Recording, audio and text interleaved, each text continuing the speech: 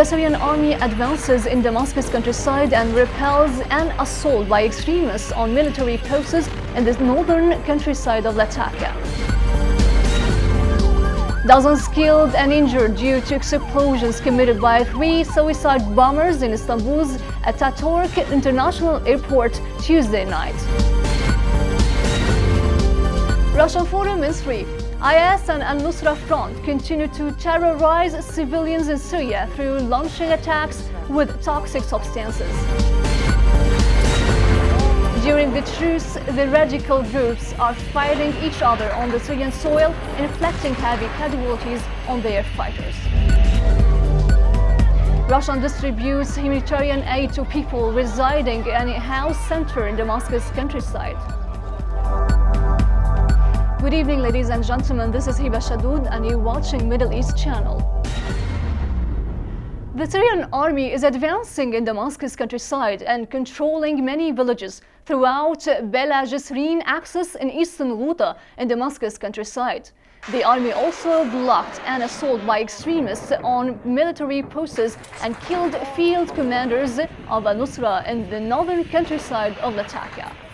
It's worth mentioning that the fighters of Ahrar al-Sham and Al-Nusra Front have looted equipment and supplies from Zayzoun power plants in Hama countryside and smuggled them into the Turkish territory. More in this report.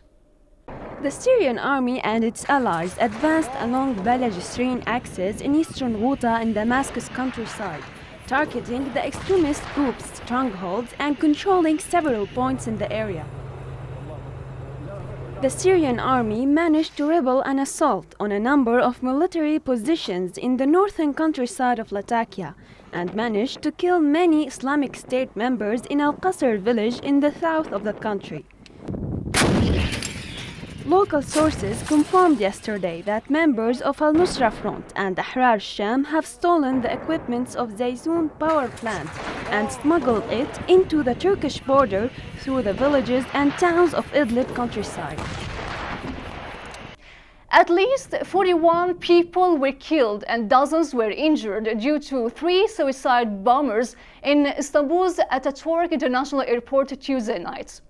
According to the Turkish Prime Minister Binali Yildirim, that the attackers arrived at the airport by a taxi and stated that there is no security gap at the airport. Russian Foreign Ministry spokeswoman Maria Zakharova said that IS and Al-Nusra Front are continuing to terrorize civilians in Syria through launching attacks with toxic substances. She explained that there are many armed factions that did not respond to calls from Russia and Egypt to commit to the cessation of hostilities during Ramadan. The radical groups are fighting each other on the Syrian soil, inflicting heavy casualties on their fighters despite the cessation of hostilities that is still effective in Syria. More details in the following report.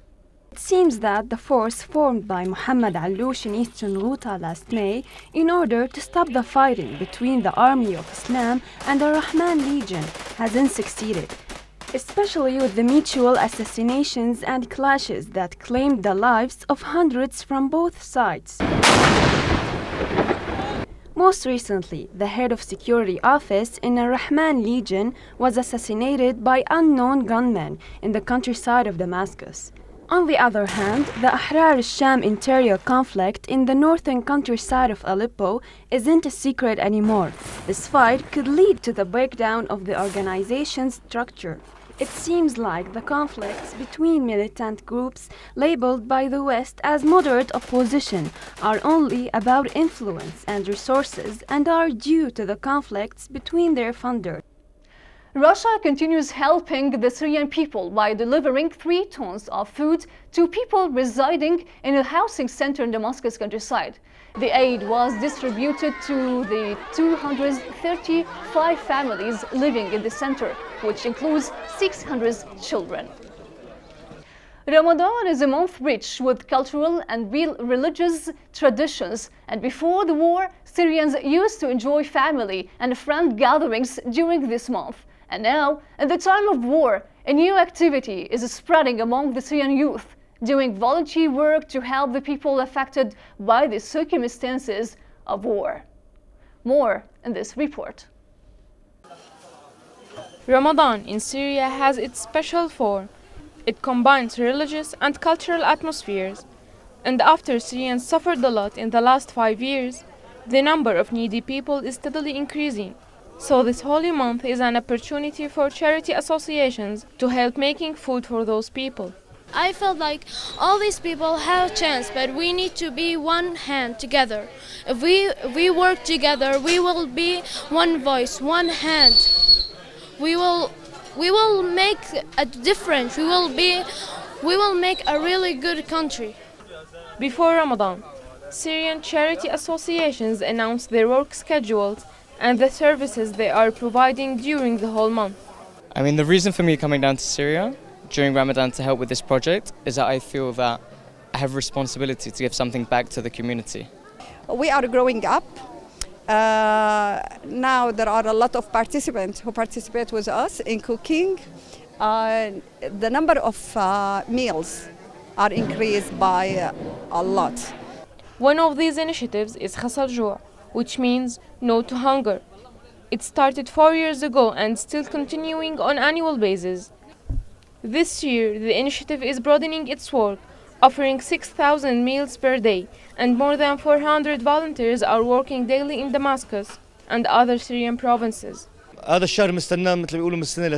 We wait this month from year to year. We cook diverse food offered by civil society, such as rice, chicken and meat. We cook them and offer them to needy people.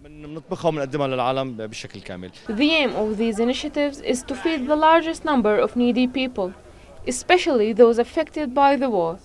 I came here and saw this initiative, and I own nothing, so I need food. This initiative provides many services to people like us.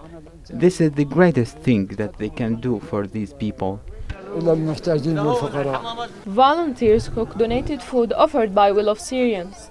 They are varied of all ages and colors, but this initiative has unified them in one family. Humanitarian initiatives are still insisting to provide food to the needy people, whose numbers are still increasing after 5 years of crisis. Ramadan, MEC, Damascus. Thank you very much for watching Middle East channel, and for more information please visit us on our website me-channel.com.